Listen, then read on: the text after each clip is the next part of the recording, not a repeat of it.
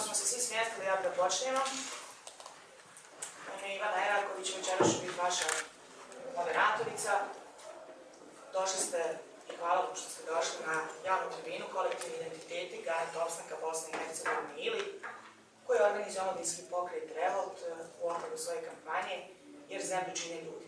Naši današnji uvodničari sa kojima ćemo razgovarati o popisu stanovništva koji nam predstoji za 5 dana su profesor dr. Nedžad Ibrahimović, profesor na Univerzitetu u Tuzli, predstavnik koalicije Ne vidi Bošnjak Sejfudin Tokić, novinar magazina Dani Vuk Kačanović i predstavnik omladinskog pokreta Revolt Dani Dajanović.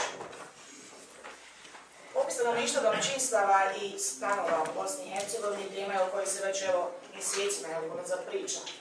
U Bosni i Hercegovini rasprave se vode u političkom i društvenom životu naše zemlje. Nakon 22 godine dešava se jedan proces koji bi trebao biti usmjeren na statističko istraživanje, čiji je cilj dati rezultate i uvid u ekonomsko, demografsko, etničko, obrazovno, migraciono stanje naše zemlje. Svi nabrani rezultati neophodni su za izradu i provođenje pojedinih strategija kako bi naša država konačno krenula naprijed. No kako to obično i biva u Bosni i Hercegovini, mi smo se uhvatili nekih drugih pitanja kada je u pitanju popis i pretvorili smo ovu priču o pitanjima koja nisu obavezna, izjašnjavanja o etničkoj i nacionalnoj pripadnosti jeziku, dok su drugi plan stavljena sva prethodna ili nabrajana pitanja. Upravo iz tih razloga omladinski pokret Revolt već mjesecima realizuje kampanju Jer zemlju čine ljudi, kako bi svim građanima Bosne i Hercegovine približili sam proces popisa i dali im do znanja da se mogu izjasniti onako kako hoće, bez ikakvih pritisaka sredine iz koje dolaze. Tako da ću na samom početku pozvati i Damira Dajanovića, predstavnika omladinskog pokreta Revolt, da nam ukratko samo predstavi kampanju i njene cilje. Hvala. Ja ću se truditi da budem onako što kraći. Dakle, mi već nekoliko mjeseci sprovodimo kampanju pod nazivom Jer zemlju čine ljudi, čiji je glavni cilj približiti ljudima Bosne i Hercegovine, građanima Bosne i Hercegovine, ono zbog čega je popis u principu stvarno bitan, a to je prikupljanje statističkih podataka, dakle socijalnih, demografskih podataka koji u nekom kasnijem vremenu mogu poslužiti za izradu strategije razvoja naše zemlje, dakle tu prije svega mislim na neke ekonomske strategije, na upisne politike što se tiče srednjih škola, što se tiče fakulteta i tako dalje, kao i nekako pružiti neki servis građanima koji imaju svojih dilema što se popisa tiče, jer nažalost to odmah moram reći da Agencija za statistiku uopšte nije napravila dobar posao, te mi na taj način odgovaramo građanima na apsolutno sve upite koje oni imaju. Ja zaista stvarno ne bih puno dužio, toliko o našoj kampanji za sada, budući ima puno publike, svako može pitati ono u principu što želi. Da. Kada smo već u pitanja publike, razmišljali smo da vas ostavimo nekako za polovinu ove javne tribine, ali evo možete ukoliko imate pitanja, kada jedan od govornika naših završi, samo slobodno dignite ruku i postavite pitanje na koje ćemo vjerovatno dobiti traženi odgovor. Za sami početak počet ćemo sa pitanjem koje ću postaviti svim našim večerašnjim gostima, a to je da li je opstanak Bosne i Hercegovine ovisi od broja građana koji će se izjasniti kao jedan od 3 konstitutivna naroda. Mislite tako, onda zašto? Bilo ko, evo, možete se osjetiti. Slobodno da bilo ko prvi da govori. Znači, da li je pitan, možete, evo. Mislim da prvenstveno ne zavisi od toga. Dakle, to pitanje identiteta su potpuno sekundarna pitanja. Pitanje opstanka Bosne i Hercegovine i bilo koje države zavisi od nekog društvenog dogovora koji ćemo ovdje imati. Na način kako ćemo privređivati, na koji način ćemo dijeliti ono što privređujemo, dakle to je neko prvo pitanje. To je ono zašto nam popis prvenstveno treba. A sve ovo drugo, identiteti su sekundarne stvari. Dakle, identitet može svako imati za sebe onaj koji želi, ali za mene su primarna politička ubjeđenja. Dakle, za mene je sasvim nebitno da li je neko Bošnjak, da li će se izjasniti kao Hrvat, ili kao Srbin, ili kao Bosanac, ili kako god to želi, ali ukoliko dijelimo ista politička ubjeđenja, onda možemo sarađivati. Dakle, to je nešto što je puno, a sve drugo je sekundarno. Dakle, ko god želi da se izjasni kako se želi, to su neka pitanja koja koja su, dakle, mislim da bi trebala biti stvar ličnog izbora. Međutim, naravno, pošto je Bosna i Hercegovina vrlo kompleksan država, onda se ta pitanja, nažalost, nameću i kao primarna pitanja. Ali mislim da se prije svega radi o političkoj daljnoj manipulaciji, dakle, stavlja na onoga što je sekundarno, potpuno na ono politiku. Zamjena mjesta može. Ja se bojim reći da ne ovisi, dakle, od toga kako ćemo se izjasniti.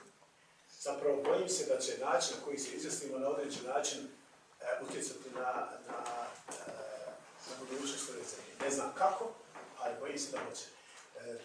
Stanje u Bosni i Hercegovini, njenom društvenom, političkom, etničkom i svakom drugom pitanju je, nažalost, dejtonsko. Mi živimo u Bosni u kojoj postoje 3 etničke skupine i ostali, i Svijetić, Finci. I znamo koliko te 3 etničke skupine danas, makar se ja izrašavao kao Eskim i Varsovac, utječu na naš život. One, nažalost, kako jeste, po Dejtonskom sporazumu utječu. Gospodine Tokiću.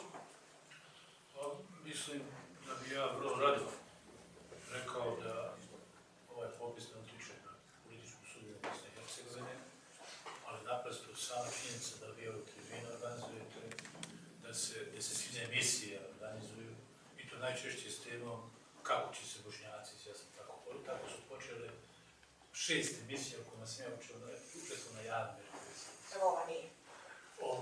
Što je stupidno pitanje, će Bošnjaci izjasniti se kao Bošnjaci. Šta znači kako se izjasniti?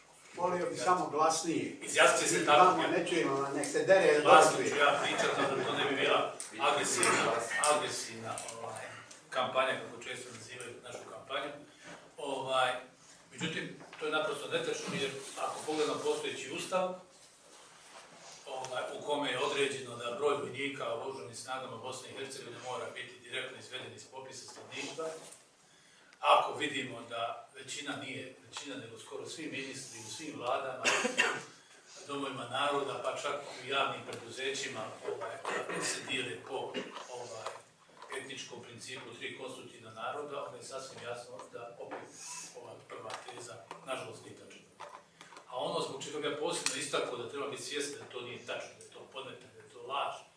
I to je jedna laž na koju Bošnjaci i svi koji vole Bosnu ne smije nasjesti, jeste da je sva istorija Bosne i Hercegovine Bošnjaka pokazala da je negiranje, dakle, Bošnjaka, a mi kao narod nismo bili preko 100 godina mogućnosti da kažemo da smo Bošnjaci. I danas kad vodimo kampanju našim ljudima da objasnimo čiji su očevi i djedovi morali se prvo izjašnjavati između Srba i Hrvata, pa bili muslimani sa malim, pa bili muslimani sa velikim. Danas kad vodimo tu kampanju, opet se smatra da je ta kampanja agresivna. Kad su nas kao narod ubijali, kad je agresija u stvari politički počela, ja sam sudionik tih političkih događanja, mi smo imali vrlo jasnu poruku od putem medija, putem politike iz Beograda. Budite vi Srbi, islamske vjere, vas niko neće. I Zagreb, budite vi Hrvati, islamske vjere, niko vas neće dirati, i stvari jasno. Tuđman i Milošević su dogovorili podijeli BiH i naravno niko nas neće dirati, da Bosna neće dirati. Prema tome, broj Bošnjaka kao matičnog naroda Bosne i Hercegovine, ne umanjujući pritome ni najmanji značaj svim pripadnicima drugih naroda, je direktno proporcionalna stabilnosti i budućnosti Bosne i Hercegovine. A podsjetio bi sve, prije 140 godina ovdje su svi bili Bošnjaci. O tome govori izjave Ivana Jukića, govore izjave i dokumenti Ilije Rašanina. Dakle, imali smo Bošnjake, katoličke, pravoslavni, i kako su i tada za muslimane predjeve govorili u prvom periodu Austro-Ugarske, muhamedanski vjeri. Muslimani kao vjernici nisu muhamedanski vjeri, nego ta vjera na sasvim drugačiji način principira. I naravno pitanje, ćemo nešto i kasnije, evo samo još da Damira zamolimo da nam je on kaže odgovor na ovo pitanje. Pa mislim da sam ja odgovor na ovo pitanje manje više dao možda i u svom prvom obraćanju. Apsolutno ne smatram da nekako budućnost Bosne i Hercegovine uopće ovisi o tome koliko će kojih ljudi biti. Dakle, mislim, vrlo je jasno kako Bosna i Hercegovina eventualno može opstati i mislim da se apsolutno bespotrebno uvlači uvlači se narod, jel te, u ove priče oko toga eventualno da će se neki možda odcijepiti, ako ih bude toliko i toliko da će neki eventualno izgubiti svoja prava, ako ih bude manje nego što se misli, da ih je manje, da će ih možda biti zaposleno manje. Ovdje ću morati ipak malo jednu kratku repliku da gospodinu Tokiću dam. Znači u našem zakonu, barem u federalnom zakonu o zapošljavanju u javnoj službi, dakle uopšte ne stoji kao odrednica da mora odražavati etničku strukturu posljednjeg popisa nego popisa iz 1991. Tako da, i što se toga tiče, dakle konkretno bošnjačke neki strahovi nisu opravdani. Ali ja apsolutno mislim... Ne može se na moje izlaganje uvoda i riječ utak. Ok, znači, ja se to da sad treba komentarisati izlaganje gospodina, prema tome vi vaša greška. Molim vas, naučite grešku. Ja se ispričavam. U pola rečenice nećemo upadati ni... A ne može on raditi, ovo je zloupotreba, vas kao takozvanog moderatora i kakav organizator. Gospodine Tokiću, vrlo konkretno pitanje za vas. Evo, u prvom svom izlaganju... Ja samo želim reći ovo što je gospodin rekao, može svako od vas provjeriti ustav. Ono što sam ja rekao, da struktura oružanih snaga direktno održava strukturu posljednjih popisa, odnosno 91. ili posljednjih popisa i strukturu zaposlenih u MUP-u i državnoj upravi, ustavna kategorija u Bosni i Hercegovini, sastavni dio Dejtonskog sporazuma. Sad ja govorim, vi meni možete govoriti, jest, nije, ja ne padam napred, čitajte, ko hoće da čita, ne čita. Dotići ćemo se mi svakom slučaju vašu kampanju agresivnom, pa vas evo sad molim da nam ukratko samo kažete koji su to glavni ciljevi vaše kampanje i zašto je bitno biti došli? Glavni cilj naše kampanje jeste da imamo korektan popis stanovništva u smislu etničke strukture i obzirom da sam već u prethodnom izlaganju istakao da je potpuno kako bih rekao, naivno tvrditi da je u popisu stanovništva nebitna etnička nacionalna kategorija, bitna u svim državama bitna, samo u drugim državama to definisano u Hrvatskoj, jeste li Hrvat ili ostali. U Mađarskoj popisno pitanje znači jeste li Mađar ili ostali. Kod nas, naravno, zbog svih onih istorijskih aspekata, kod nas se postavlja pitanje jeste li Bošnjak, Srbin, Hrvat ili ostali. Prema tome, danas od Sarajeva, Tuzle, a pogotovo Banja Luke, Mostara, ne znam nijako je grad, kad slušate čovjeka i pitate šta ste, u 90% slučajeva vam odgovori svoju etničku pripadnost, nažalost ne govori ni profesiju, ništa drugo.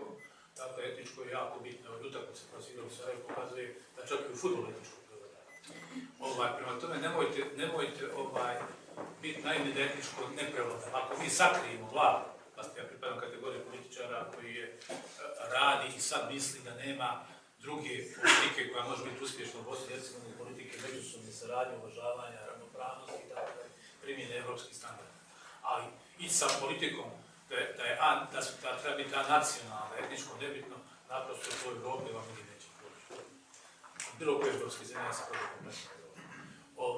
I mi u takvoj situaciji, s obzirom na istorijski aspekt, da je Bošnjacima, konkretno moj slučaj, muslimani su učestvovali u Drugom svjetskom ratu, imali svoje brigade u okviru Titove narodno-oslobodilačkog pokreta, muslimanske brigade i zavno bi ih definisan kao Bosna i Hercegovina nije ni srpska, ni hrvatska, ni muslimanska, nego i. Pročitali knjigu Envera Rečića 100 godina muslimanske politike.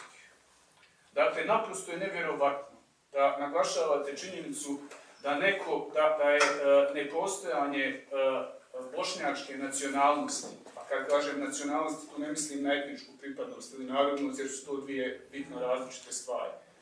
Da to nije bila krivica ni srpske ni hrvatske nacionalne elite, a to možete naći dakle, kod Envera Rečića, nego isključivo nepostojanja aktivnog građanskog sloja.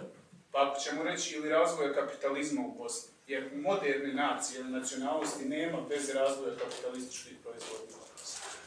Nažalost, Bošnjaci, etnički Bošnjaci, nisu razvili svoj nacionalni pokret. Imali su dvije prilike, kao što je to Enver Rečić lijepo razložio, krajem Osmanskog carstva, kada je samo Osmansko carstvo donijelo jedan program kreiranja bošnjačke nacije. Podsjećam, u to vrijeme albanska nacija se također formira kao moderna nacija i to u okvirima Osmanskog carstva. I također u vrijeme Austro-Ugarske pod Benjaminom Kalajom je također postojao program formiranja jedinstvene bošnjačke nacije sa različitim vjerama. Ni u jednom slučaju elite bošnjačkog naroda nisu prihvatile taj program. Dakle, one svjesno nisu otišle u pravcu svoje bošnjačke nacionalne emancipacije. Dakle, pozivam vas, kažem, ovo je fusnota reći 100 godina muslimanske politike.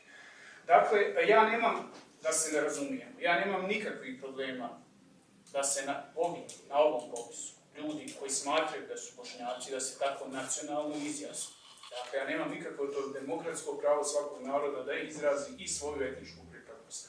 Ali ja mislim, a u smislu bilo kojeg drugog naroda, možda će neko reći da je Srbin, možda će reći da je Hrvat, možda da je Bosanac, da je Bošnjak, nebitno Bošnjak, pravoslavan, Srbin, musliman, sasvim nebitno. Ali mislim da krajem 21. vijeka insistirati na tim subetnizmima u jednoj duboko podijeljenoj državi je strašno. Dakle, ne mislim samo u ovom smislu, nego u bilo kojem smislu. Dakle, mislim da bi se ljudi trebali povezivati, ponovo ponavljam, po zajedničkim političkim ubjeđenjima. Ne prema tome da li su Bošnjaci, da li su Bosanci, da li su Srbi, da li su Hrvati, da li su bilo što drugo ili kako žele da se izjasne, nego naravno prema političkim ubjeđenjima. Kako mi želimo organizovati ovu državu. I stoga smatram da je jedina budućnost Bosne i Hercegovine u suspendovanju jednoetničkih pokreta. Dakle, po mom mišljenju, trebalo bi kreirati takve političke partije u koje bi morali ulaziti i jedni, i drugi, i treći, i četvrti, već kako god želi da se izjasni i da onda konačno imamo jednu normalnu politiku. I ovdje smo također imali ponovo nerazumijevanje i nerazlikovanje etničkog i nacionalnog. Bosna i Hercegovina, samim tim što je država, ona je nacija, ona je naša nacija. A sve drugo su zasebni etnički identiteti u okviru Bosne i Hercegovine koji su se naravno razvili pod različitim istorijskim okolnostima. Također, reći da u načrtanju piše ono što je gospodin Tokić rekao, znači da gospodin nije pročitao tu knjigu. Dakle, stvar je mnogo kompleksnija nego što bilo koja monoetnička politika to želi da nam predstavi. Predmoderni identiteti prije 19. vijeka su vrlo, kako bi to rekao, nisu kohezivni, nisu nacionalni.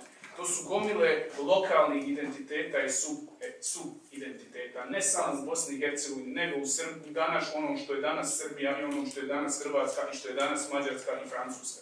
Nijedna nacionalnost na svijetu nije nastala bez asimiliranja onih subgrupa. Dakle, to je jedan prirodan proces u kreiranju modernih nacija. Prema tome, ovo je, dakle, sve što je sada izrečeno je jedan potpuni istorijski anahronizam, ja bih rekao. I umjesto da gledamo naprijed, umjesto da vidimo kako ćemo raditi zajedno, da se ponovo vraćamo na nekakve etnizme, po mom mišljenju i baziranje politike isključivo na etnizmu je po mom mišljenju potpuno retrogradno. I ne bih ovo rekao samo u ovom slučaju, nego u bilo kojem slučaju insistiranje samo to. Opet kažem, u redu je, ali to nije primarna stvar Bosne i Hercegovine. Samo da vas stvari neko za suštinsku stvar. Gospodin je pričao kod da je politička kampanja. Ne, vi ste ja nisam ispred takve političke kampanje. Ja nemam namjeru sa Vi pričate sa mladim momkom koji nije pročitao dovoljno i ne pozna istoriju političara, srpske istoričare, vaši smije. Hoćete da vam otvori knjigu, imam je ovdje. Ja ću vas stvarno zavoliti da poštujemo ovo.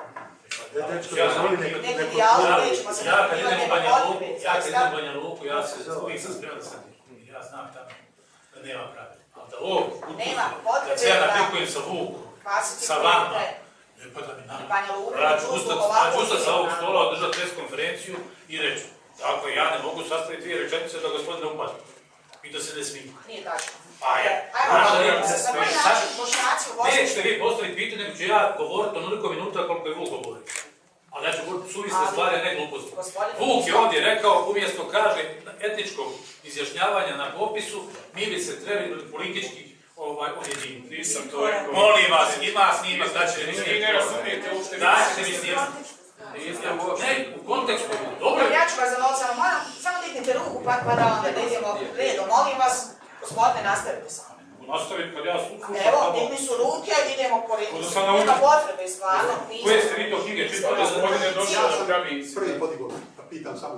Samo da završi gospodin Tomić, evo što je htio i naravno Mislim, ćete imati... molim vas samo da kažem, radi medija, trake, ove kasete, snimka ove tribine koje ću dobiti. Imamo mi Vukova, koliko hoćeš koji pričaju Bošnjacima šta treba biti. Nema potrebe Preživjeli smo zaista. mi puno Vukova Tako da i razgovaramo. interesantno je da Vukovi inače hoće da pričaju. Nema potrebe, zaista. Što nema potrebe, ima. Čovjeli smo mi puno Vukova i nemojmo dozvoliti da se još jedan Vuk navodi na mi u svojoj kampanji, se obraćali Ja mogu biti malo glasnija od vas. Ja ću vas sad zamoliti da se završimo. Nema potrebe, apsolutno, da vidite bilo koga. Koga vi? Ja sam slažem. Da se zove Vuk. Ja sam slažem. Ja se zove Nemojte upućiti. Vi niste ni nacionalista, vi ste šovinista. Ja bih vas stvarno zamolila da bez ikakvih vrijeđanja Ja to ne Ja ću vas zamoliti. Išuv je došao, neotpisan i naravno da ne može otrpiti drugačije Gospodine mišljenje. Tomiću, malo prije ste rekli, sve traka bilježi pa bilježi i ovo. Tako da, ću se naravno u svakom slučaju. Ja bih prije vas oprostiti, ako može samo profesor je nešto htio dodati. Nešto spio. Ja sam pozvan, misleći da ću imati neko izlaganje od 10-ak minuta, da će tako moj prijatelj Vuk, da će tako gospodin Tokić, da ću nakon toga imati neki razgovor. Međutim, ovako ne možemo misliti. Sami nešto ne učinu, ovo je zamjer kao organizator. Krupne su riječi, pa zaista. Jesu, zaista, ja ne mogu da vjerujem da se... Nije valjda to cilj tribine. Nije. Evo, ja ovdje zaista imam pitanja koja bi postavila vrlo rado svima vama, ali... Mislim da prvo ću da rado. Koju vi vodite, ja ću ja nisam Bošnjak. Ja sam drugi, ja sam ostao. Da li se bošnjačka nacionalna elita, sada govorim o tome da što je ta kampanja najjača. Ne zna se kampanju, izjasne se kao Srbi, izjasne se kao Hrvati. Da li se bošnjačka nacionalna elita ikada zapitala šta je sa manjinama u Bosni i Hercegovini?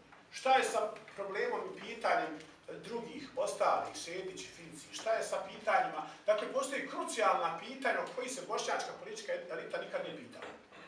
Ako kažete zašto se ne pita, zašto se gospodin Tokić to ne pita? Nekad se pita dok je bio u stranci.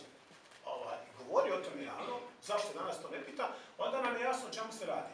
I za cijele kampanje stoji vrlo pragmatičan politički interes, a to je danas, sutra, na izboru bošnjačkog člana bude više i na izboru nekog drugog člana predsjedništva, parlamenta, skupštine, ne znam ja čega, bude više Bošnjaka. To je prvo pitanje. Dakle, radi se o jednom političkom spinu političkih elita. Bavimo se time umjesto da se bavimo propalim obrazovnim sistemom, propalim zdravstvom, ljudima koji ne rade, siromašnima itd. Mi koji radimo, mi nemamo uopće predstavu u kakvom siromaštvu živimo, jer smo svaki dan na kafama. Mi ne primjećujemo ljude koji rove po kontejnerima. Ovo nije demagogija, ovo je čista i živa istina. Drugo pitanje koje se zapravo skriva iza cijele priče izjasnite se kao Bošnjak, jeste zapravo pitanje za koje sam nemam odgovor, pa ga ovdje delegiram. Da li je mladim ljudima koji se osjećaju tako da nisu neprijatelji Bošnjaci, da li im je nametnuto to da su oni čuvari ove države, Bosne i Hercegovine? Pogledajte kad se igraju simboličke parade u Bosni i Hercegovini, tipa utakmica sportskih. Ko navija za Bosnu i Hercegovinu? Na simboličkom planu. To su najviše oni koji imaju nekakav kulturni background, muslimanski, bošnjački i tako dalje. Da li je dakle na neki način Bošnjacima iz neke sfere rečeno morate biti Bosanci da biste ovu zemlju sačuvali? Ja ne znam odgovor na to pitanje. Da li će sutra, ako se 2/3 Bošnjaka sadašnji izjasni kao Bosanci, Bosna biti sigurna u svom opstanku? Ne znam. Ali znam sigurno da ako se jedan čovjek u Bosni izjasni kao Bošnjak, on je konstitutivan. Tako? Jedan Hrvat i jedan Srbin, oni su konstitutivni. Dakle, 99,99% su Bosanci koji nisu konstitutivni. Šta bi to u političkom smislu moglo rezultirati? Vjerojatno potrebno da se mijenja politički sistem. To su ta pitanja. I četvrta, ili treća stvar, ja ću završiti ovaj kratki uvod, nadam se da možemo razgovarati.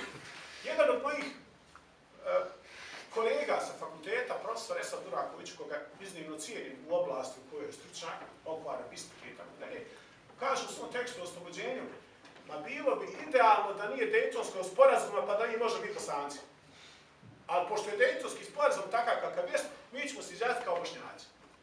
Šta nam profesor akademik Duraković kaže? Budite ad hoc Bošnjaci, pa za se nacija ili etnička pripadnost, nacionalna pripadnost zapravo rješava ad hoc rješenjima. Time se zapravo priznaje o koliko se problemu radi. Eto, toliko. Vi ste se dotakli nekih pitanja koje sam ja htjela u svakom slučaju postaviti, ali evo daćemo priliku i našim gostima. Gospodin ovdje prvi s lijeva. Ja sam 39 sam godišnji. Dobro sam zapamtio Drugi svjetski rat i poslije Drugog svjetskog rata. Poslije Drugog svjetskog rata bio sam prvo Srbin, pa musliman i doskoro sam bio Bosanac.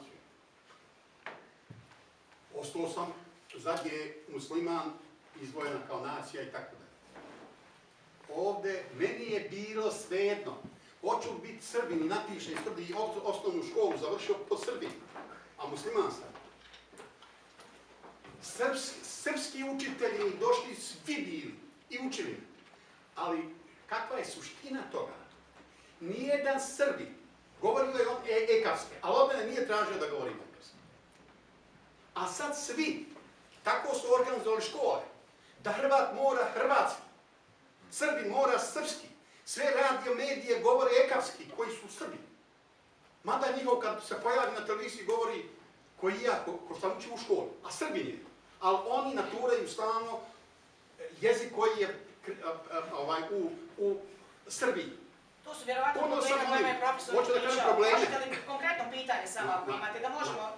Konkretno pitanje, ovdje bi se složio da diskutujemo da je u pitanju Ustav. Onda bi prihvatio da čujem mišljenje svakog. Jer ja kad bi se krojio Ustav, onda bi rekao, obzirom da će Hrvati ostati Hrvati, Srbi, Srbi, a muslimani su šetali sad tako, ne znaju sad kako će se opredijeliti. Hoću da znam šta kaže Ustav, ako govori pogrešno. On izjavi svoje šta. Kad daj piše na tablu. Tablicu govori i fino piše. Drugi priča sasvim nešto drugačije. Sve se napiše i na koncu se vidi šta je najučestalnije bilo, šta je najbolje bilo i zaključak se na osnovu svega pravi. A ovdje se mi počnemo prvo svađati. Hvala najljepša. Evo, nastavit ćemo bez svađe, nadam se. Na zadnjem popisu muslimani sa velikim M nisu bili isključivo bosanski narod, nego jugoslovenski. I nije bilo, jesi bilo najviše u Bosni i Hercegovini. I genocid, barem u izvršiocima, u glavama i u planovima izvršilaca genocida i u njihovim dokumentima i u transkriptima sjednica vlade Republike Srpske, nigdje se ne spominju Bošnjaci. Nije niko pravio genocid nad Bošnjacima, nego nad muslimanima s velikim M. Da bi se desio apsurd, naravno, otkud dilema? Pa dilema je od toga što su iste one elite koje sad ljudima govore kao da oni maltene nemaju ni, koja smo svi pali s kruške, koja niko nema ni roditelja, ni porodičnog stabla, ni porodične istorije i koja mi nemamo već izgrađen identitet, odraslim ljudima koji imaju pravo da se izjasni kako žele, oni zapravo govore kao da su djeca, nemoj da bi se zeznu. I tu se ne slažu. Jer kod vas je jedna kampanja kaže ja sam Bošnjak, vjera mi je islam, jezik mi je bosanski. Vi kažete bitno je biti Bošnjak. Kod mene zapravo i jest to problem. Na referendumu za nezavisnost se ljudima nudila država u kojoj se moglo živjeti kao njen građanin i ako poštuješ njene zakone, nije bilo uopšte bitno šta si. A mi danas se nalazimo u situaciji koju je navodno bitno biti jedno, drugo ili treće. I opet neće imati nikakvog utjecaja na budućnost, zato što smo de facto protektorat. I Ustav nismo ni napisali mi, nego je ponuđen i rečeno ima da ga potpišeš. I niko se nikad nije u ovoj prostoriji izjasnio kao Bošnjak, ni na jednom popisu. Nije. U prostoriji ovog tipa, možda dosta većoj, upo rata, upo najgladnije ratne zime, su se ljudi sastali i odlučili da prepišu upravo ovo što ste ispomenuli, da vjeroispovijesti, da prepišu sve muslimane s velikim M u muslimane, u bošnjake, zato da bi se mogli i ateisti identificirati s tim, a niko ih izgleda ne spominja, ne znam što.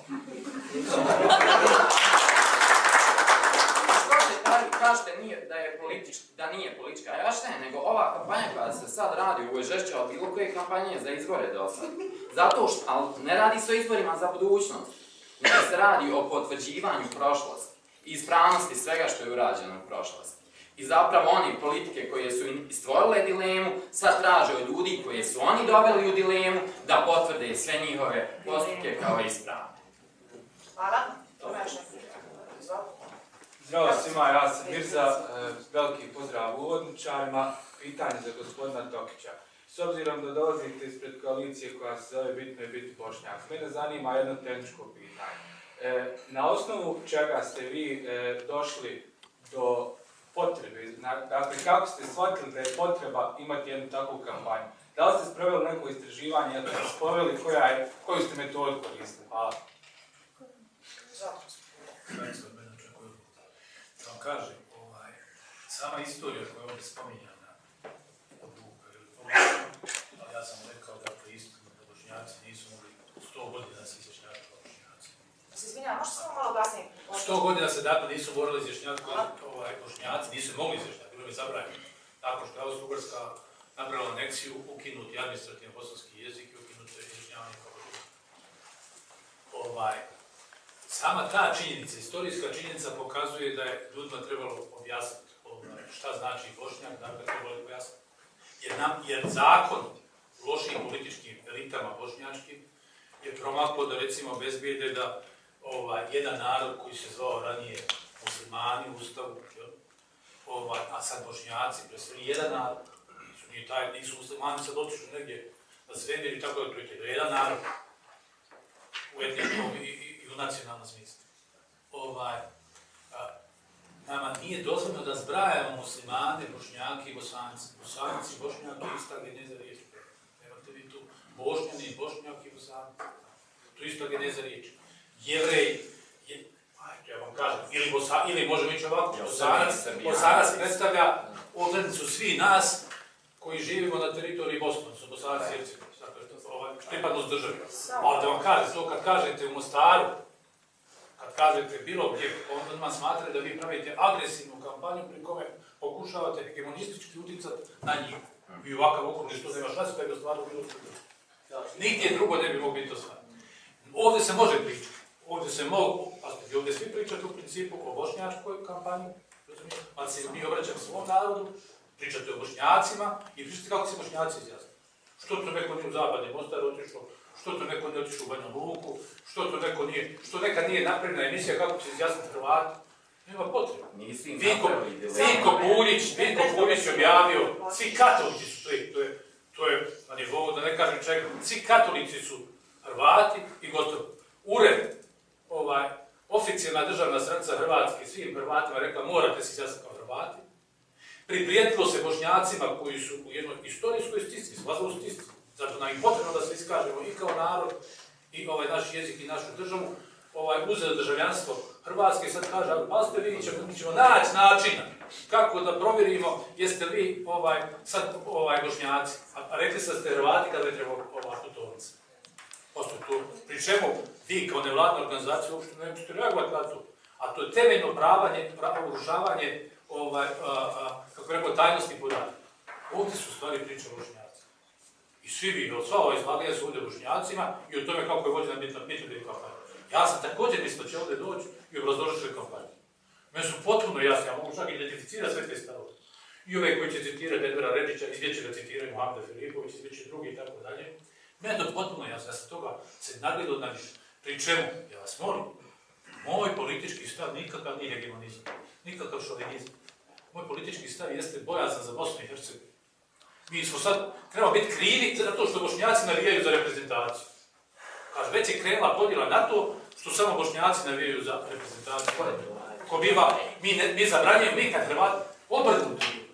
mi kad neko od pripadnika drugih etničkih grupacija malo ljepše progovori o Bosni, mi bi ga ukivali u zvijezde, pa zato Bošnjaci izaberu Komšića kao najpopularniji lider. Volimo više Dogića i tako dalje.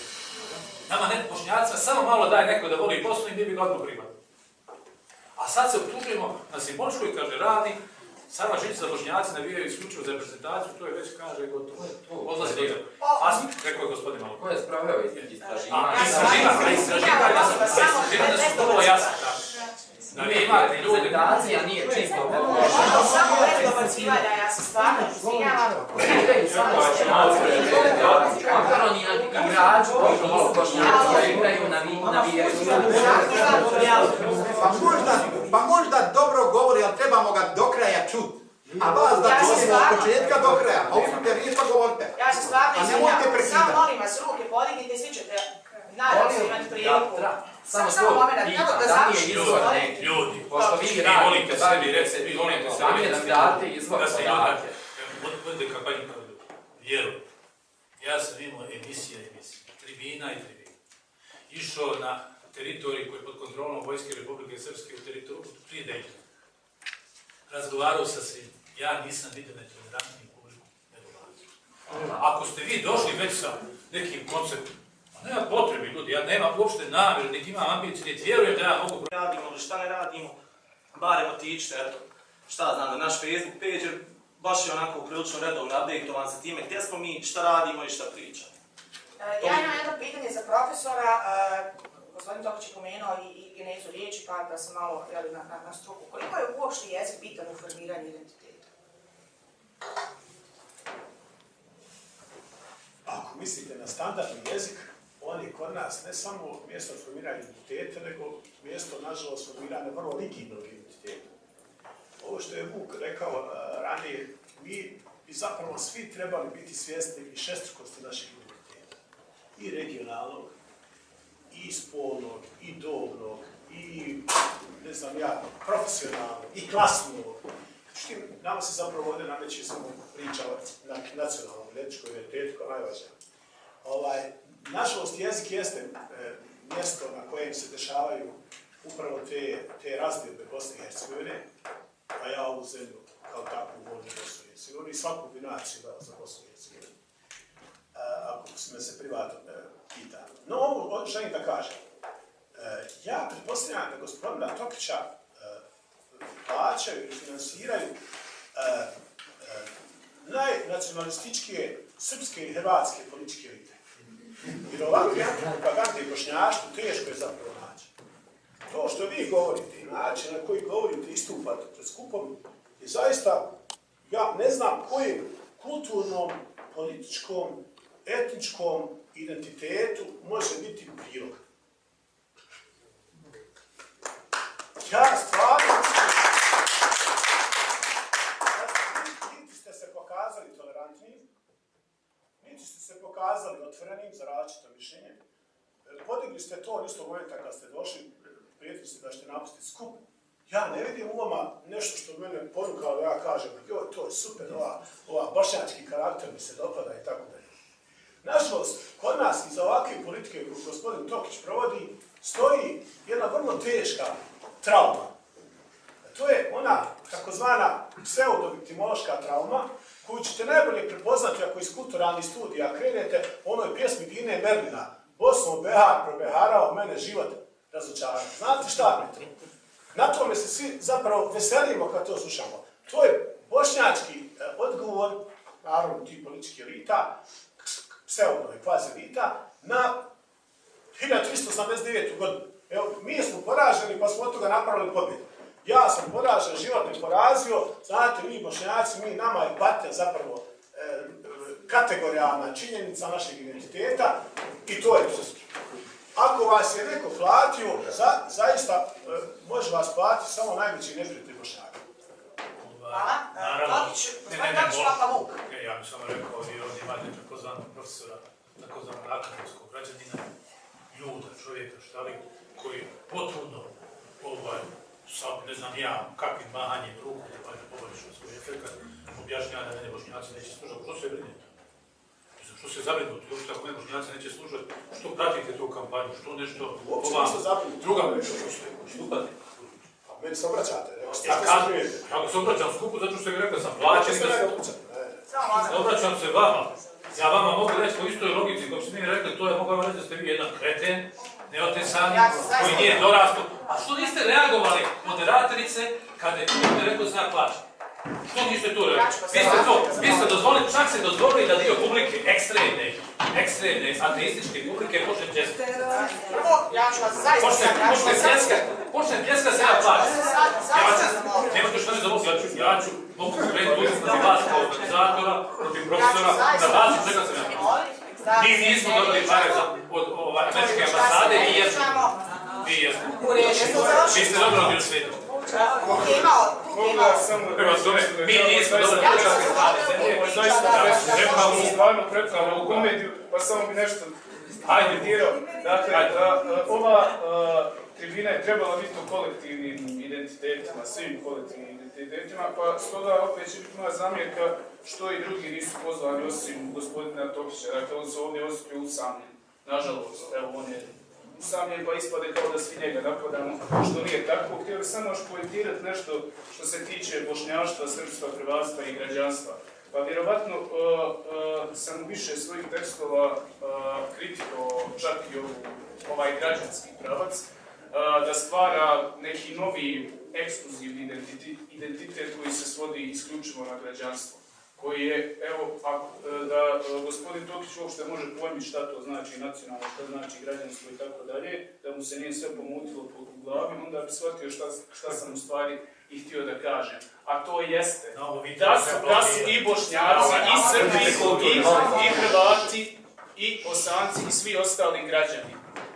Dakle, to je ono što sam ja rekao, a ne ono što ste vi misinterpretirali. Uzred budi rečeno, ponovno ste rekli istorijsku netačnost da je Austro-Ugarska negirala Bošnjacima njihov identitet. Dakle, to je potpuno netačno, to ne znam gdje ste mogli pročitati, to niste mogli čak ni kod Muhameda Filipovića koji nije istoričar. Dakle, ponovno sam vas upatio tome da iznosite neistinu.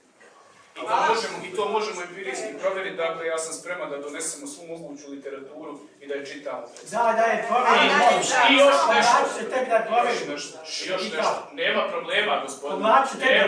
Možete direktno meni, ja ću vam dati svoj e-mail i daću vam sve pa mi se može... Nema nikako, šta vi kažete kako da ja glasam? Ja hoću da čujem šta vi predlažete svako.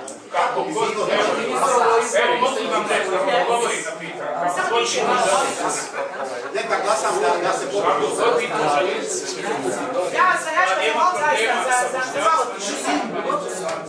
Ovo neće odvesti nikuda ako ovako nastavimo, jako je prilična situacija.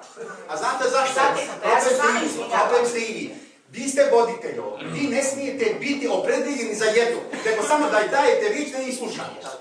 A vi ste odmah opredeljujete i odmah ušutkavate ovo, ušutkavate, ne imate pravo.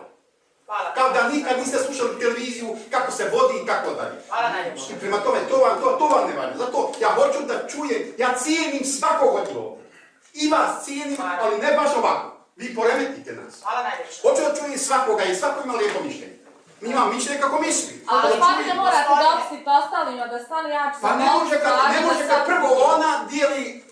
Kako će koliko? Gospodine, ako vam se ne sviđa, možete izaći. Ja mislim da smo mi diplomatsko društvo i da demokratija uvijek treba da vlada i da sašamo jedni drugi, ako ćemo upadati u riječ, neće nigdje doći. Ja neću napustiti. Gospođica je moderatorca, ima puno pravo da radi što želi. Prema tome ima gospodin koji se javio i djevojka i ne. Zašto su i printani i elektronski mediji u državnoj, da kažemo, entitetskom i privatnom vlasništvu toliko posvetili vjerskim liderima sve tri konstitutivna naroda u BiH da daju izjave da pozivaju narod kako će se izjasniti. To pod jedan. Pod dva, zar je naše školstvo, kad je rat započeo, evo uzmem sad djecu koja su imala 5 godina, oni sad imaju 20 godina. To su zrele osobe, školovane, bar bi tako trebali, koji su odrasli u porodici. Za tom obrazovanoj osobi treba objašnjavati šta je ovo. To je stvarno apsurdno.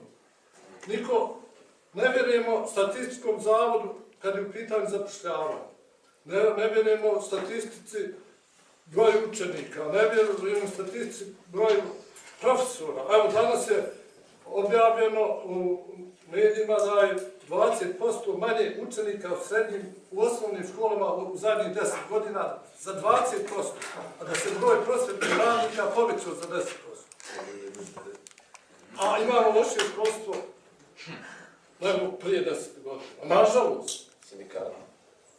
Apsurd je, sinoć sam gledao i Kavazovića i Puljića.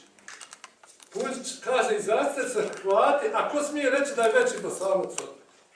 On sad sebe u mediju. Ovaj kaže, budite Bosanci. Da je Puljić pravi Bosanac, on bi rekao, ja sam Banja Lučan, Krajišni i Bosanac. Katoličke vjeroispovijesti.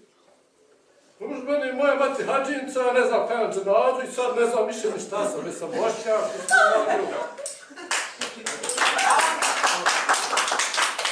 A gospodine Tokić, vama moram ipak, vi ste bili, zajedno smo primljeni partiju negdje, 74.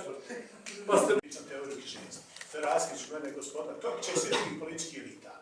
Političke elite u Bosni i Hercegovini su duboko međusobno zavađene i zavađaju nas zapravo sa našim komšijama. Naš nacionalni identitet je ovisan o negiranju onog drugog pripadnika druge nacionalne elite. Dakle, ti isti neđade, ti ćeš biti jak Bošnjak ako te srpski ili hrvatski nacionalista negira. I onda ću ja reći, ja sam. Zapravo, oduzmite nacionalno pitanje, religijsku komponentu, vi približavate nacionalno pitanje građanskim pitanjima. A to zapravo nije cilj niti jedne političke elite u Bosni i Hercegovini. Toga da smo svi mi, prije svega građani, i da ostvarujemo svoja vjerska i etnička ili nacionalna pitanja, nije zapravo cilj naših političkih elita. One bi htjele da ovom zemljom vladaju u torovima, bošnjačkim, hrvatskim i srpskim, i da zapravo ti torovi služe samo za naše plejade, ni za što drugo. To je što se toga tiče. Da je cijela ova priča takva kakva jeste, zaslužni su najviše zapravo oni koji pokušavaju ljudima onemogućiti da se izjasne kako hoće. Mislim, to je privatno pitanje, da ne znam zašto cijelo vrijeme ova guža, toliko energije, ocjenjivanja i tako dalje. Taj nivo kulture, gospodina Tokića, zaista nisam očekivao. Ja sam očekivao od profesora s pravnog fakulteta, tako s pravnog fakulteta, da čujemo neki, ali tako sam ja očekivao. S ekonomije? Tako je rečeno s pravnog. Ja sam očekivao da govori malo o problemu konstitutivnog naroda, pa bi ja samo rekao, zvolite 3 minute za nikom. Pojam konstitutivnog naroda ne postoji ni jednom ustavno-pravnom sistemu, ni jedne zemlje i suprotan svim evropskim standardima. U bivšoj Jugoslaviji ni jedna republika do građanske države, tolerantne, stabilne države jeste realan popis stanovništva i ono što jeste da do izražaja kao politički narod, kao politički subjekt, primarno dođu Bošnjaci. Mi govorimo o konstitutivnom narodu u Srbiji. Ne navijaju za reprezentaciju, njihova politička elita, elite političkih Srba negiraju Bosnu i Hercegovinu. Oni otvoreno kažu, mi ćemo se ocijepiti. A šta je, Bošnjaci trebaju da čekaju da oni krenu od cijepanja i tako da. Naravno ne pročekaju. Procesi idu u pravcu tome, ja vam odgovorno tvrdim. Bez obzira na ovu namještenu zastavu, tako bih ja nazvao, od strane domaćina i moderatorice, proces je svojim tokovima. Bošnjaci se na ovom popisu prvi put se izjasniti kao Bošnjaci, oni koji jesu Bošnjaci. Oni koji nisu Bošnjaci, ja vas molim, uopšte nemojte smatrati da se ja učivam. Vi po izrazu lica, po četiri, po svom ponašanju, me nikako ne pripadate, vi ste bliži Vuku. Ja nemam potrebe da vama se obraćam. Ja sam na početku, prva rečenica rekla, naša kampanja je upućena Bošnjacima. Hvala najljepša. Ivana, držim ruku, 15 minuta. Ja ću biti kratko, dobro večer svima. Nisam očekivala da ova debata bude ovako, prije svega, dakle, radim u školi i trebalo bi da obavljam taj misionarski posao, da obrazujem mlade ljude. Predajem jezik i književnost. Dakle, onu tačku koju je profesor govorio. U državi u kojoj, kada idete u Travnik, u Mostar, u Kakanj, u Brčko, u Banja Luku, imate potpuno drugačiju realizaciju jednog istog jezika u učionici. Dakle, ne govorim ni iz kakvog intelektualizma. Pitanje za gospodine Tokiću. Prije svega, ne znam sad, slušala sam klip, dakle, je li gospodin Fatmir Ospahić stoji zajedno sa vama u kampanji, je li pripada, jer je branio stavove koje vi večeras branite. Ja se nadam da ste upoznati s tim govorom koji on održao i koji se vrti, dakle, zajedno sa svim ovim klipovima koji idu tu. I po meni taj govor nikako nije odbrana bošnjačkog mišljenja. Voljela bi da ga poslušate nakon ove tribine, a ako već niste. Jeste Bošnjaki? Ja sam Bosanka i Hercegovina. A što da pričate o Bošnjacima? Ono Što svi Bosanci, Hercegovci, Eskini, imaju potrebu da pričaju o Bošnjacima i kako treba pričati o Bošnjacima? Naša kampanja je prvenstveno usmjerena. Što vi svi imate potrebu da nešto Bošnjacima kažu kako ovaj njegov ja vas molim prvo presirajte kad razgovarate sa mnom, to je broj 1. Broj 2, jer ja vas presiram. Dakle, ja ću vas zamoliti kad prođe sva ova trka i vas i sve druge koji vode kampanju da obiđu ovu lijepu našu zemlju i da prorabiju nastavni planovi i programe, da djeca koja su imala, ne znam, sad imaju 18 godina, na predmetima imaju zakon čutanja, ne znaju, jer sve se stavlja pod tepih. I zamolila bih vas da poradite svi na obrazovnom sistemu u ovoj zemlji jer će doći do velikih problema. Ja sam radila 3 godine u svim područjima, rubnim, ovakvim, onakvim, djeca su plakala. Vi nemate pojma šta se od zemlje pravi. A kampanje se dižu i... Da se publici odgovarate, publici nemojte jedni druge prozivati. Oduševljena sam što je ovdje uglavnom mlađa publika, koliko vidim, i vjerojatno su došli da im pomognete u ovoj teškoj situaciji. Kod nas je sve ispolitizirano. Počelo od jezika, evo kolegica kaže, ne znam, neko je rekao, ne znam koji jezik govori. Ja sam bila na jednom seminaru gdje je čovjek nas slušao naše gluposti i onda je rekao, vi za nas govorite istim jezikom, a vi se dogovorite kako ćete mu dati ime. Znači, problem je samo u imenu jezika, ako svim normama otprilike mi imamo iste korijene, jel tako? Prema tome, pitanje jezika nije veliki problem, koliko je pitanje ovog etnosa o kome se priča. Gospodine Tokiću, vama se najviše obraćam jer bila sam član Saveza komunista kao i vi. Ja nisam bio član Saveza komunista, da prekinem se pričati. Niste bili, izvinjavam se, ali znam vas iz nekog drugog perioda kad ste nešto drugačije pričali. Meni je žao što razumijela. Dobro, izvinite, evo, mene se obraćajte. A nemam ništa protiv onih koji su bili. Mislim čak da su komunisti nešto naučili. Evo da vam kažem, da li meni možete... Oni su civilizirani u pravilu. Gospodine Tokiću, da li meni možete sad dati Bosnu i Hercegovinu? Kad mi je sad dali, poklonili čitam. Vjerujte, meni to ništa ne znači. Moje dijete je ubijeno na ulici ovog grada prije 13 godina. Vraćao se s posla, prišli su mu 3 momka i 2 sina su mi u glavu pogođena. Jedan je na svu sreću preživio, drugi je poginuo. Jedan momak koji je vratio se, krenuo je za Ameriku i došao je rekao ja i ovdje mogu biti Amerikanac. Momak koji je radio sve i svašta, znaju znate o kome pričam. Da bi prije 7-10 dana tog istog momka koji je ubio mog sina ubio, također i on je ubijen. Nama djeca ginu, nama djeca umiru.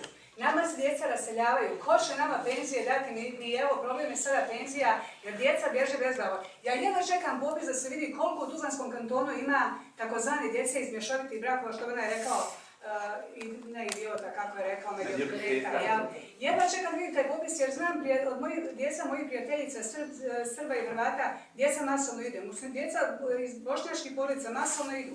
Znači, popis nam je potreban. Moramo to uraditi da vidimo pravu situaciju kakva jeste. Ne treba se baviti popisa, treba se spustiti loptice, treba se ljudima lijepo objasniti šta se očekuje od nas.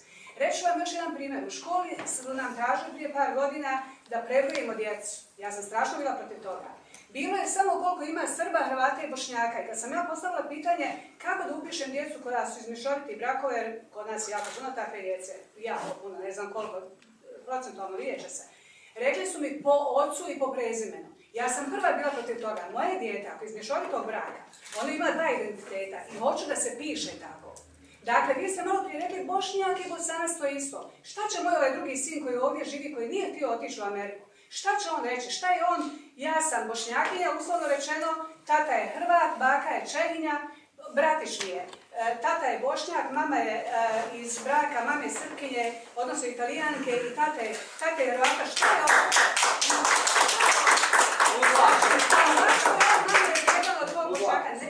Vi trebate, vi ste pogriješili, vaša je kampanja jako na... Ma niste, rekli ste Bošnjak isto po Bosanac. Ne, ja sam Bosanka. Dobro, ne razumijem uopšte što. Ja sam Bosanka, nisam Bošnjaka. Logično je da ako ja pravim kampanju za Bošnjake, da ovi koji smatraju da Bosanci su identitet kao što su prije 1991. godine smatrali da je Jugosloven nacija, da ne mogu se složiti. Ja ne znam što oni koji nisu Bošnjaci permanentno imaju potrebu da pričaju kako treba pričati Bošnjacima i tako da. Još nešto vam kažem, za mješovite brakove. Ja zaista ne razumijem kome vi adresirate taj problem.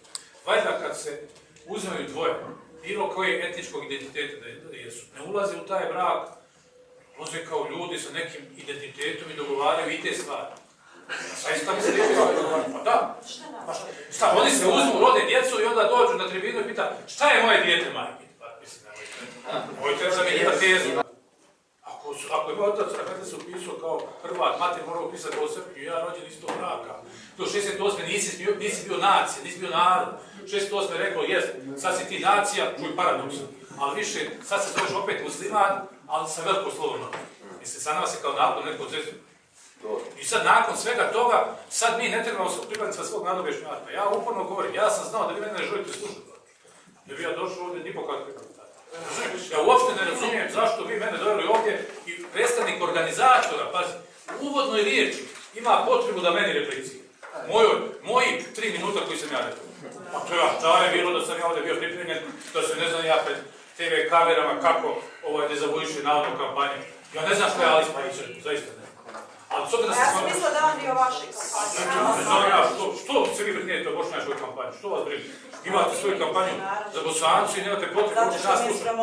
Pa dobro, ali što se tiče djece da vam kažem, potpuno ništa pravo. Legitimno je identitet, narod, kulturno, na kraju krajeva i ta djeca se izašla. Ne znam o čemu vi pričate. Ovo nisu nikakvi izvori. Moja dva prethodna sugovornika non stop o ovome govore kao da je ovo politička neka kampanja. Ja zaista nikog ovog neće htjeti. Ja sam SDA, ja mogu sad upisati, nikad neću ući SDA, najjača bošnjačka stranka, vjerojatno ću to i ostati. Niti mi pada na pamet da ulazimo. Ako hoćete mogu 3 minuta, zakrat pitanje svoj politički stav koji bi vas iznenadio. Ali smatram, ono što sam rekao da vas ne ponavljam, što vas može irritirati. Ovo je presudan historijski popis na kome će se od strukture, etničke strukture stanovnika i od toga koliko će se uspjeti oduzeti Bošnjaka, pa smo to je kampanja protiv Bošnjaka. Vi možete pričati ovu priču bilo kome. Neće nam se nijedan građanin etničkog hrvatskog porijekla tako izraziti. Kao Bosanac ili kao nešto neodređeno, kao teritorijalni identitet ili tako je. Hvala vam, nastavljamo da Evo Damić replicirati, pa ćemo iz publike. Ako ja mogu, mislim, samo kratko. Ne, čekam stvarno previše. Samo Damir da završi i... Ovo je dijalog sad, mislim imate potrebu meni nešto da kažem. Pa jel se pitate što je tako? Što se ne javljaju Bošnjaci? Niko od ljudi koji pričao sama se nije izjasnio kao Bošnjak. Vi koji niste Bošnjaci, govorite kako se Bošnjaci zgažavaju. Ne, nego nemaju dileme. Ovo je najpraznija sala u kojoj se javljaju. Ljudi nemaju dileme, zato se ne javljaju. Ovo je najpraznija sala. Ja se zaista... Ja mogu samo reći što želim. Rečenicu. Sve će se stati u red, polako, Damire, molim te. Ništa, ja mislim, u principu, ovo bi ja za neku svoju završnu riječ ostavio, ako isto tako može, tako da je evo će biti Bošnjak. Vrlo kratko i precizno i koncizno. Kad se izašao malo i ohladio se, ono što sam rekao da mi je najveći problem, što nisam znao zašto je bitno biti Srbin, Bošnjak ili Hrvat u ovakvom sistemu, nadošlo mi je. Zapravo vaš slogan, samo sam ga malkice proširio. Bitno je i bitno zato što je profitno. I što je profitnije, to je bitnije. Eto, to je sve. Mogu bi ja vama svašta ružno reći. Najružnije jeste nekog pozvat, toga vrijediti. Ja mogu legitimno pokazati. Nikakve pare nisam primio. Gospodine Tokiću, nastavljamo dalje. Evo i Samo moj dolazak koji treba da stavim. Napisam da promaši, ja ne znam što je došlo. Samo moment, molim vas malo tišine. Evo malo ti reći. Pametne stvari, ti izbacuješ neke svoje idiotske slogane. Ja se izvinjam. Ja sam samo proširio. Ja sam znao da ste imali vrijeđati, zaista niste trebali. Mogli ste putem interneta, portala vrijeđati, niste morali dovesti po plaću. Tokiću, dobro čuli smo, mi znamo prosuditi, ne treba da se javljate više, dajte da riječ brojam drugo. Poštujem svakog vas. Ali pustite, čuli smo vas, nemojte se riješiti. Sad čujem još jedno kako će reći Tokić, mi smo vaši. Evo, možda gospodin... Bošnjak ima, jesmo mi sad burli, ali imamo svoju granicu. Ali stvarno postavljena kako možda nekad je da 3 puta... Bošnjak je nešto kaže. Može da saslušao se Bosna. Izvolite. Gospodine Tokiću, ja sam Bošnjak i kao Bošnjak sam došao ovdje da vas saslušam i odavde neću izaći kao Bošnjak, upravo zbog vas. I imam pitanje, koliko u vašoj koaliciji ima pravoslavaca i katolika? Hvala. Naša koalicija nikakva nije čvrsta organizacija. Ona je vezana kao serija, odnosno kao asocijacija nevladine organizacije, kao koalicija nevladine organizacije, mogu reći koliko ima nevladine organizacije. Znate da članstvo nevladine organizacija nije neka kategorija oko partijska. Ja kad vas pitao koliko članova ima, evo to bi bilo smišno pitanje. Članstvo nevladine organizacijama nije imanentno, civilnom društvu nije imanentno. Dobro, možda sam pogrešno formulirao pitanje. Ima li u vašoj koaliciji pravoslavaca i katolika? Ako je pitanje otprilike da li među Bošnjacima može biti pravoslavaca i katolika, u Hrvatskoj je bilo... Ja znam da to može. U Hrvatskoj je bilo 350 katolika se izjasnilo kao Bošnjaci, oko 300 pravoslavaca se izjasnilo kao Bošnjaci. Ja mislim da će mi ovdje imati 1%, mi ćemo biti zaista zavisno od prijeđu. A s obzirom da je naša kampanja bitno je biti Bošnjak, mi nismo pitali kad je neko pristupao toj kampanji, jesi li katolik, jesi li musliman ili pravoslavac. Hvala. Prošla. Kad bismo izmjerili vrijeme, koliko je ko od nas govorio, ispalo bi da je gospodin Tokić najviše govorio, samo zato što sad neku tu uzima riječ kad god misli da nešto pametno treba reći.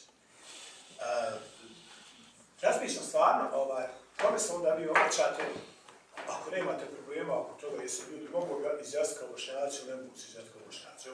Gospodin Mladić vam je fino rekao. I ono što ja zaista mislim, znam se da ovdje sjedi jedan Dano Stanović, da sjedi Jasmina Štvanić, i krenu u kampanju izjasniti se kao Bošnjaci. Imamo vas koji ste krenuli tu kampanju. Dakle, ja zaista vjerujem da iza vas stoji jedan lobby koji će Bošnjake odgovoriti da se izjasni kao Bošnjaci. Ako vi, takvi, netolerantni, neobrazovani, i 16 partija ste izašli, prebacili se u 14 drugih, zagovarate tezu kako treba biti Bošnjak, kako se treba izjasniti Bošnjak, i ako to radi jedan Fatih i Račković, i ako to radi... Pusti čovjeka da govori. Pa prije čovjek. Ja nikog nisam pustio da priđe da govori. Govorite o kriterijima i o profesorima, svašta ste govorili, ja sam vama rekao da bi ja vama mogu reći. Ja zaista... A prekinite vrijeđanje, treba da napavi, da slušam, namješteno. Vi ste samo neobrazovani. Da, ja sam profesor, ja vam predavanje. Ovdje zaista imam mnogo ljudi. Mislim da će veliki broj ljudi koji vas sluša izjasniti se kao poslanac i to mi drago. Pa je to da budiš poslanac. Imamo pitanje, Ivan, Ima. Možda treba i drugačije. Nema potrebe da napuštate. Niste hrabri. Samo moment, javio se vama koji bi htio vjerovatno nešto pitati ili... Naravno, imam pitanja, ali prije pitanja želim prvo da se predstavim za one koji ne znam, možda dosta Tuzlaka me ovdje zna. Ja sam Edin Harač, činac sam općinski vijećnik i dobitnik sam rata priznanja Zlatne Nedjelje. Meni je, evo, dozvolite da kažem, prisustvo u ovoj tribini, na osnovu toga postalo sasvim jasno prilike kako će ići ova tribina. Ali evo, da ne ulazimo, suviše je bilo teške riječi.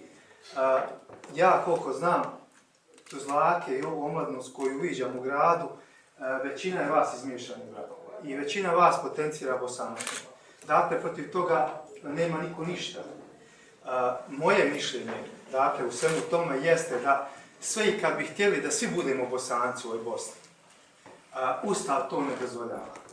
Znači, trebaju dvije trećine se izjasni i druga dva naroda, kad bi hipotetički svi Bošnjaci htjeli da budu Bosanci, a oni jesu, oni to priznaju, ja priznajem da sam Bosanac, jer teritorijalno sam u Bosni i Hercegovini, ali sam Bošnjak.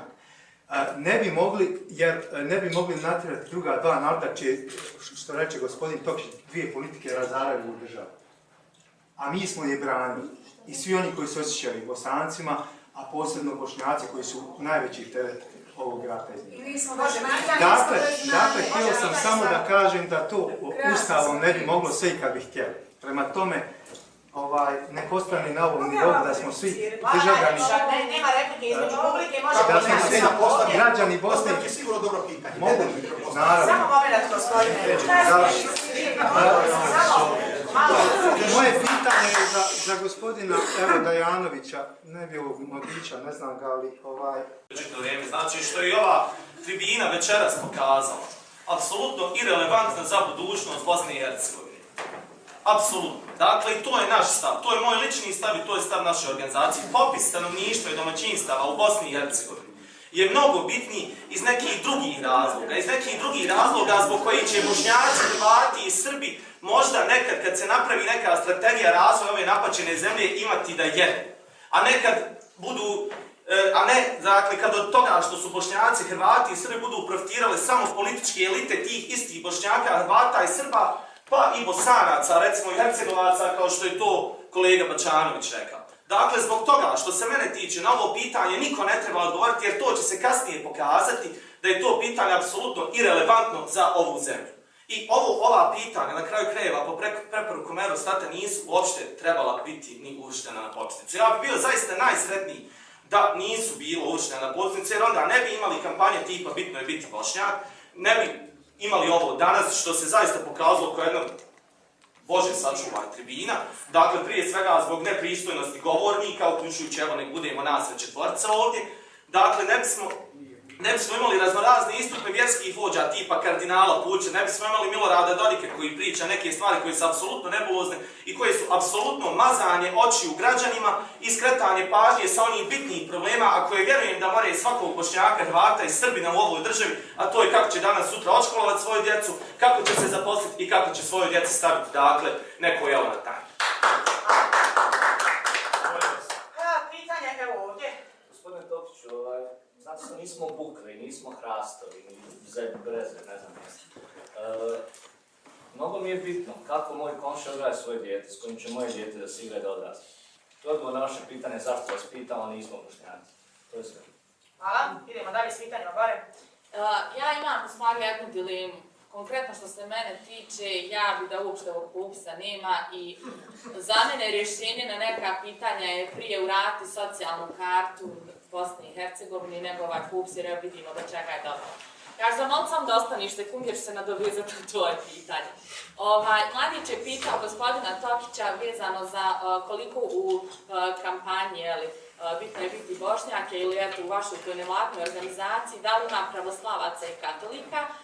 Vi ste odgovorili da vjerovatno ima u stvari u tom smislu, malo ste izbjegli to pitanje, jer ne znate ni brojčano koliko tu ima ljudi i svega ostalog, ali ono što mene buni jeste što vaša kampanja zalaže se da se izjasne ljudi kao Bošnjaci, da im je vjera islam i da jezik je bosanski jezik.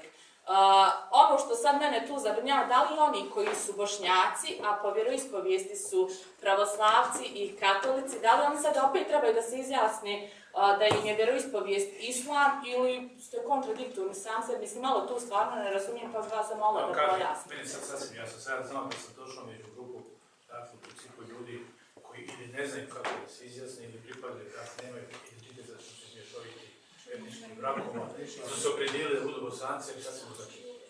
Vjerujte, najmanje razloga istorijskog bilo kako ima da se suprotstavljaju danas Bošnjaci i Bosanci.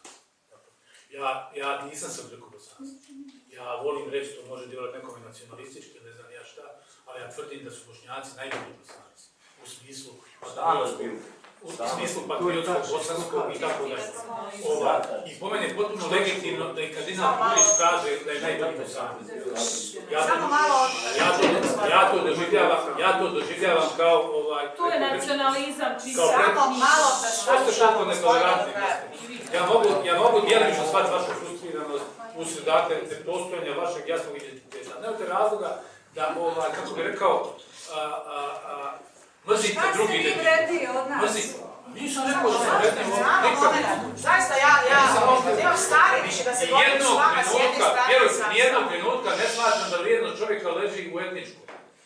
Svaka vrijednost pojedinačnog čovjeka zavisi od njegovih kvaliteta, obrazovni i drugi, karakteri i tako dalje. Jesam ja ikad u svojoj kampanji rekao, ne znam pod kojim ste vi stresom došli na ovu kampanju. Ja i dalje stojim da je ona istorijski važna, bitna za Bošnjake, da Bošnjaci na svojim leđima prvenstveno nose Bosnu i Zato što Bošnjaci uče u školama o zlatnim mjerima. Ništa. Kolegica, možete ostati samo. Samo moment, molim vas. I mislim dakle da je potpuno ova tenzija prespotrebna. Hvala najljepša, ovo je u Čošacu. Ali sad razumijem frustraciju koju ovdje figurira ovdje. Samo moment, imamo, gore lijevo skroz. Ne radi se uopšte, mislim, ovo je pitanje, odnosno osvrt na praktično cijelu ovu stvar koju ste rekli i na ovo što je Klej rekao. Uopšte se ne radi o tome da se neko osjeća apsolutnu potrebu da se izjasni na jedan ili na drugi način.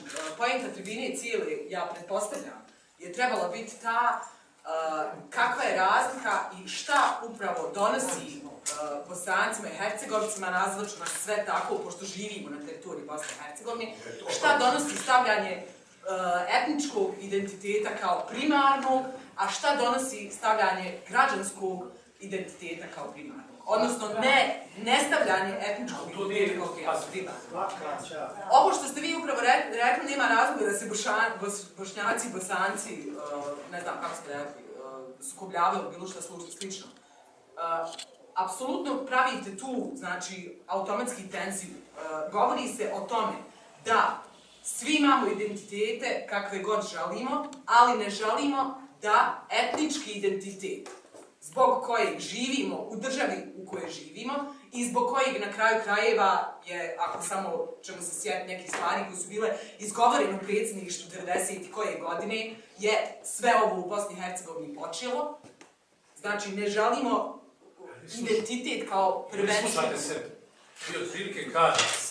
Znači, imate pitanje kojoj etničkoj grupaciji pripadate, vi kažete mi ne želimo da se opredjeljujemo. To je pitanje u popisu. Nisam rekla da ne želimo da se opredjeljujemo. Radi se samo o tome da vi sa vašom kampanjom, bitno je biti Bošnjak, upravo nastavljate kategoriju etniciteta kao apsolutno vrhunskog pitanja životnog. Ne, ja samo odgovaram na pitanje etničke pripadnosti, da smo mi Bošnjaci, ništa drugo. Ja ću sad uzeti sebi za pravo da...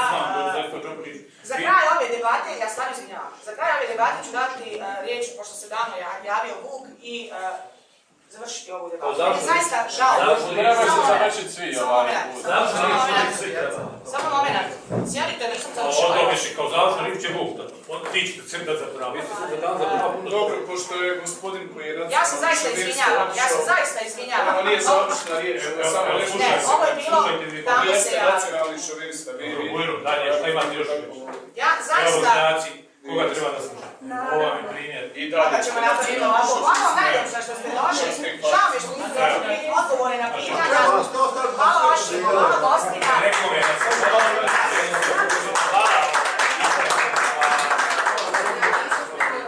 Neće druga dva naroda, neće Sa ovom kampanjom igraš na ruku ostalih koji također nacionalnu i etničku karticu kao jedini i najvažniji. Ništa.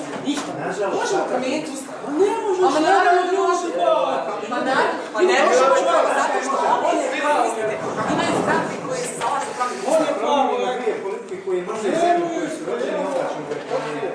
Da, ali zato se i bošnjačka politika mora.